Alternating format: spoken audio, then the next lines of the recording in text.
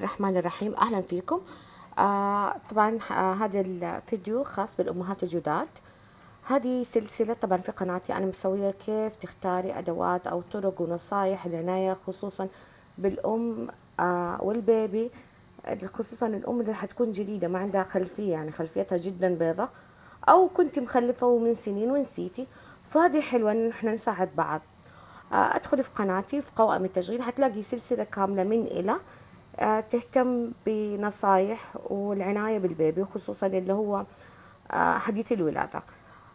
دحين أهم حاجة زي ما انتم شايفين هنا قدامكم شنطة، هذه مكتوب عليها first years the first years. هذه طبعا للعام الأول، خصوصا يعني هذه خلينا نقول 8 أغراض جدا مهمة، خصوصا لو عندك بيبي جديد، فلازم يكون عندك هذه ال8 أغراض. اللي هي أول حاجة حوريكم، عندكم أول حاجة اللي هي قطاطة أو اللي هي قصاصة الأظافر، خصوصا تعرف أظافرهم جدا صغيرة، فلازم يكون عندهم القطاطة هذه، لأنه أول شيء عشان ما تاكلي اللحمة، يعني ما وانت تيجي تقصي، لو حتقصي لهم بالقصاصة حقتك فحرام حتعوريهم. هذه بتكون جدا نحيفة فبتقص الإطفال مظبوط.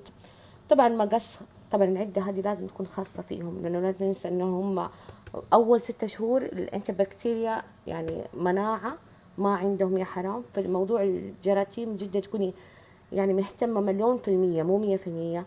طبعا كمان مقص خاص في الطفل ما تستخدميه أبدا غير للبيبي حقك أبدا. طبعا والقصاصة زي ما قلت لكم. في هذه للأدوية، ملعقة طبعا بمكيال كذا زي ما انتم شايفين، حلوة محطوط عليها بالضبط. طبعا تغسليها بعد كل استخدام. في كمان اللي هي زي القطارة كده برضو بالمكيال كمان حلوة.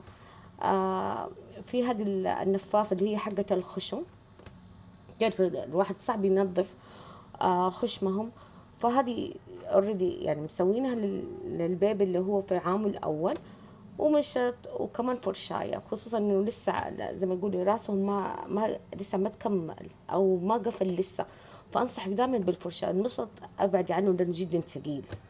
وهذه اهم اغراض لازم يكون عند البيبي. ومريحة كمان، يعني مع روتينك اليومي حتكون يعني حتسهل على نفسك في الاول في الاخر، وتحمي طفلك. واتمنى فيديو اليوم يكون اعجبكم، وكالعادة لا تنسوا تنشروا القناة، ولا تنسوني من اللايك والسبسكرايب، ومع السلامة.